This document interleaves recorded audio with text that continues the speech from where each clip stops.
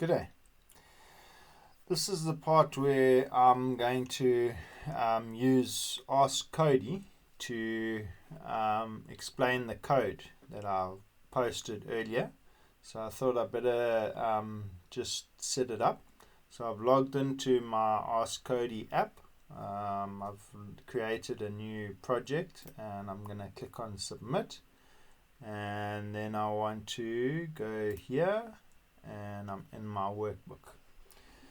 Okay, so just hold on for me. Okay, I figured out where my problem was. With the new Qt, you go to the CMake lists and you have to remember to add these files on. Even though I'm choosing yes, it somehow doesn't add the files to the project. So once I've got that, then you can see the file structure forms over here. And so yeah, I think let me try transactions. Okay, so this is like really simple. So there's not too much information, but let's just do it anyway. I'm going to, I want to go to my Ask Cody and I'm going to say, do you know Qt? Do you know Qt?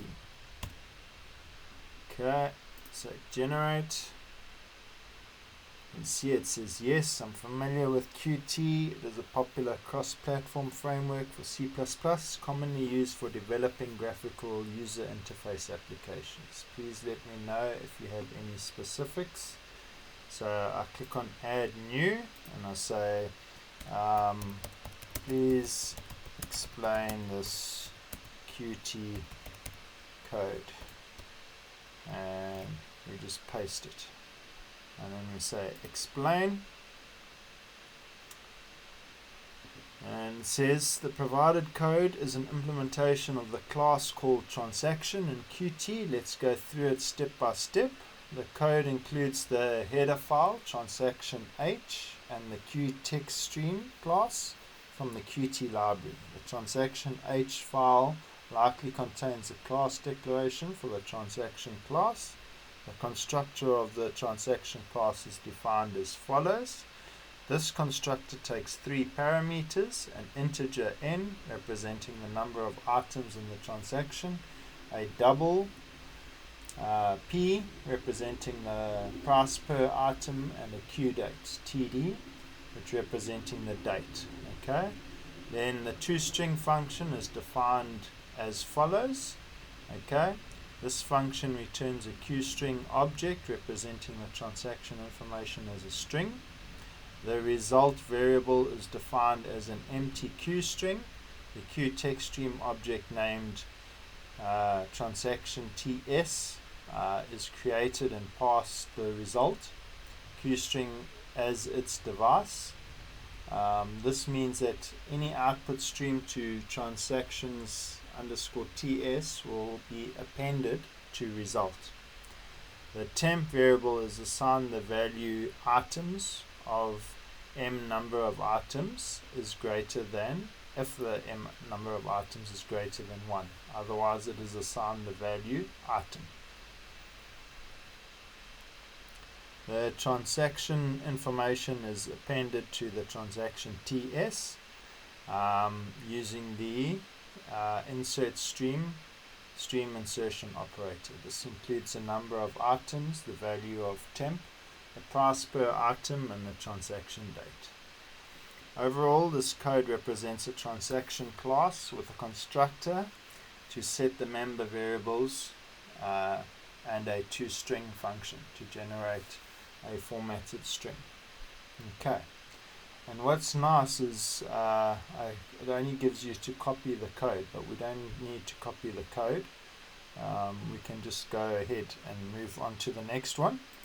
So we've got our transaction one, then we've got our product list. So let's go ahead and copy our product list.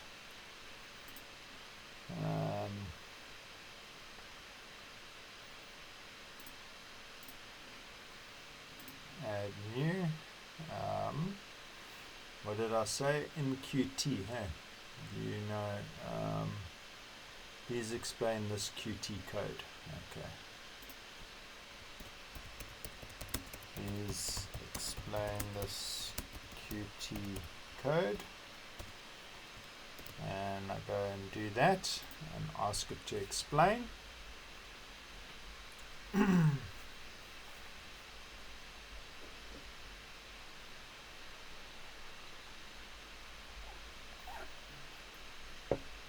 There you can see the provided code is an implementation of the product list class in Qt. Here is a breakdown of each function. The add function. This function adds a product object P to the product list. It performs the following steps. It calculates a product code by incrementing the product code of the input product P by 1. It then enters a while loop that checks if the product code is already in use by calling the code used function. Inside the while loop, if the product code is found to be in use, it increments the code by 1 and repeats the check until a unique code is found. After finding a unique code, it sets the product code of P to product code by calling P product code. Finally, it appends P to the product list using the append function. Then it explains the sell function, and it says this function sells a specified quantity N of a product with a given product code PC from the product list. It performs the following steps. Iterates through the product list using the Qt for each loop, iterating over each product pointer in the list. Inside the loop, it checks if the product code of the current product matches the input. If there is a match, it calls the sell function of the product class, pSell, to sell the specified quantity. After selling the product, the function exits using the return statement. The remove function. This function removes all instances of a product with a given product code, PC, from the product list. It performs the following steps. It iterates through the product list using the Qt for each loop, iterating over each product pointer, P, in the list.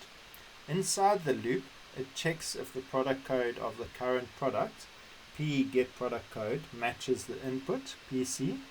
If there is a match, it calls the remove all function of the product class, P remove all, to remove all instances of the product. After removing the product, the function exits using the return statement. The delete all function. This function deletes all product objects stored in the product list. It uses the qDeleteAll function, which is a convenient Qt function for deleting all the elements of a container. After calling qDeleteAll, the function will clear the product list. The code used function. This function checks if a product code PC is already used in the product list. It performs the following steps. It iterates through the product list using the Qt for each loop, iterating over each product pointer P in the list. Inside the loop, it checks if the product code of the current product matches the input. If a match is found, it immediately returns true to indicate that the code is already used.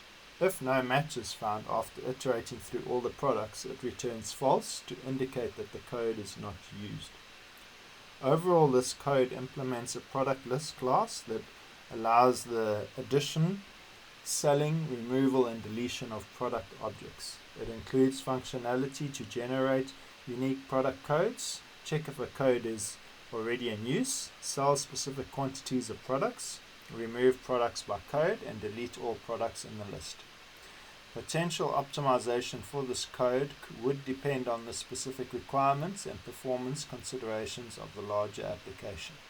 For example, if the product list is expected to contain a large number of products, it might be more efficient to use a different data structure for storing products, such as a hash table or a tree, instead of a queue list.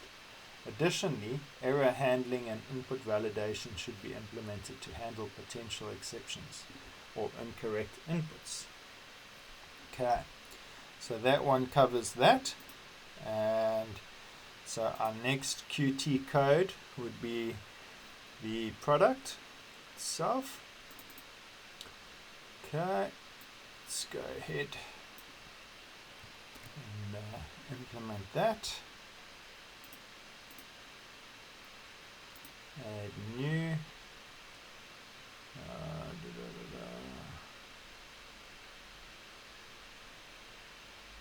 Please explain this Qt code.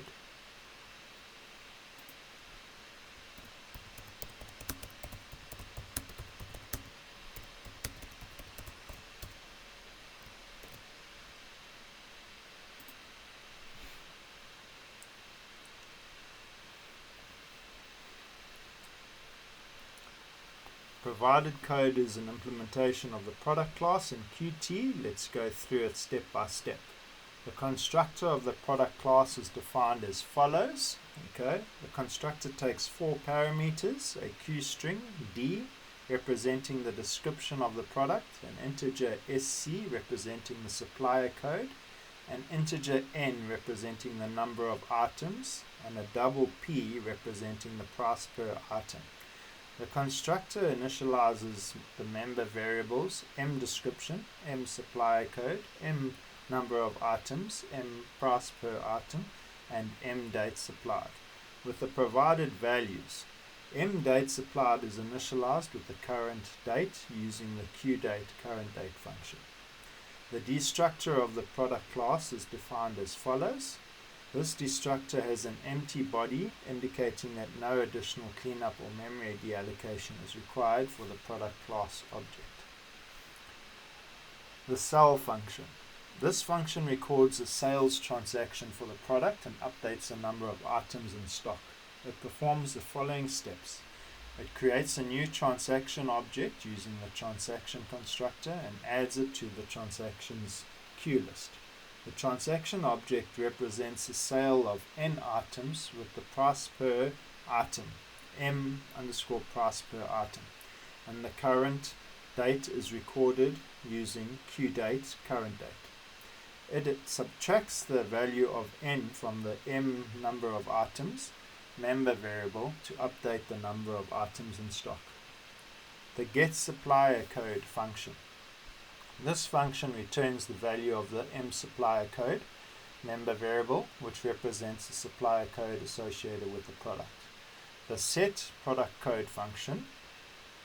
This function sets the value of the M product code member variable to the provided PC value. The get product code function. This function returns the value of M product code member variable, which represents the unique code associated with the product. The toString function. This function returns a QString object representing the product information as a formatted string. The result variable is defined as an empty string, QString. The QTextStream object named products underscore TS is created and passed the result. QString is as its device. This means that any output stream to product TS will append to the result. The product information is appended to the product TS using the output stream insertion operator. This includes the description, product code, supplier code, number of items, price per item, and date supplied. The transactions associated with this product are also appended, either as a list if there are transactions, or as none if the transaction's queue list is empty. Finally, the result QString is returned. This will contain the formatted product information. The remove all function. This function is a transaction to remove all items in stock and updates the number of items in stock to 0. It performs the following steps. It creates a new transaction object using the transaction constructor and adds it to the transaction's queue list. The transaction object represents the removal of all items, m number of items, with a price per item of 0 and the current date. It sets the value of m number of items member variable to 0. The isExpired function. This function always returns false as a placeholder. It can be used to determine if a product has expired based on some specific criteria. In this implementation, the function always returns false.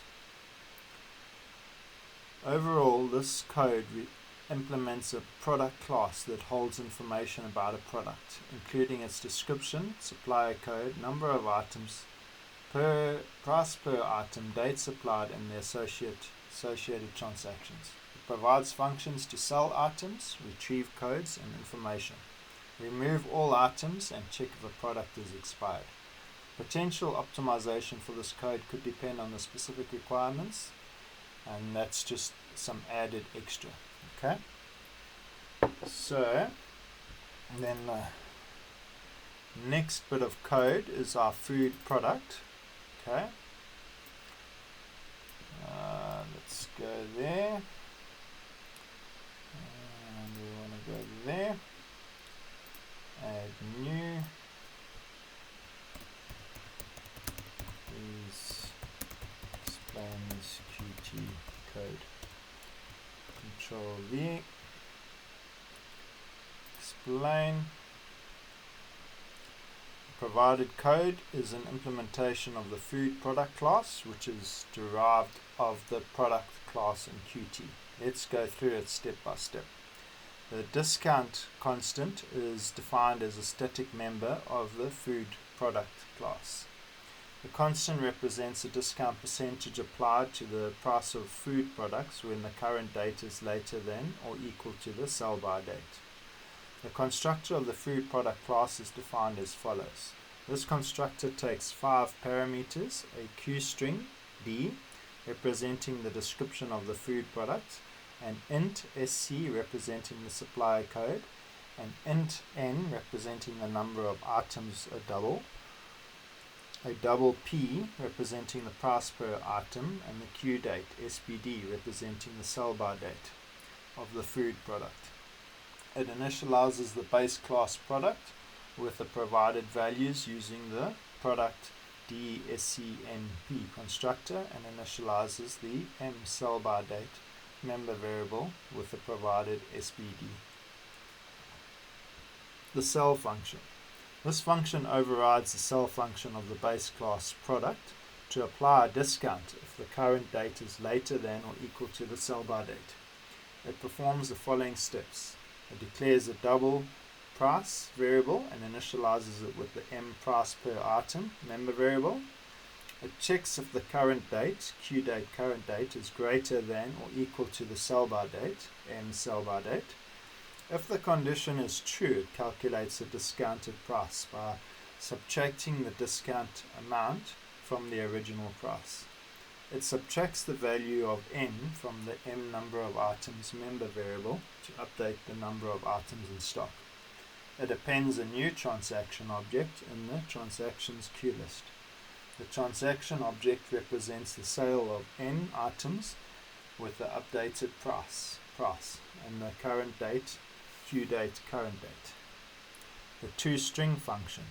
This function overrides the toString function of the base class product to add the sell-by date of the food product to the formatting string. It performs the following steps. It calls the base class toString function using food product toString to retrieve the initial formatted string containing the description, product code, supplier code, number of items. Okay, I believe that should be all. No. It appends the sell-by date to the formatted string by concatenating it with the result of m sell-by date to string. The isExpired function. This function overrides the isExpired function of the base class product and checks if the current date is later than or equal to the sell-by date. It returns true if the condition is true, indicating that the food product has expired, and false otherwise. Okay, and then finally, just to give it a little bit of this, we'll add these things in here. Let's go copy and add new. Please help explain this Qt code. Okay, explain. The provided code is a C++ program that demonstrates the usage of classes and functions related to a product list. Let's go through it step by step. The necessary header files are included. Okay, the QTextStream class is included for outputting text to the standard output. The product H, food product H, and product list H header files define the necessary classes for product management. An instance of QTextStream is called cout is created. This instance is used to output text to the standard output. The display all function is defined. The function accepts a product list object named PL as a parameter and displays all the products in the list. It performs the following steps. It outputs a message indicating that it is displaying the complete list of products. It iterates over each product in the product list using the for each loop. Inside the loop, it calls the toString function on each product and outputs the result. The display expired function is defined. This function accepts a product list object named PL as a parameter and displays all the products in the list that have expired. It performs the following steps. It outputs a message indicating that it is displaying the products that have expired. It iterates over each product in the product list using the for each loop. Inside the loop, it checks if each product is expired by calling the isExpired function on it. If the product is expired, it calls the toString function on it and outputs the result. The main function is defined. This is the entry point of the program. It creates an instance of the product list, class named ProductList. It adds a new product object to the list with the description sugar, supplier code 300, 15 items, and the price of 60.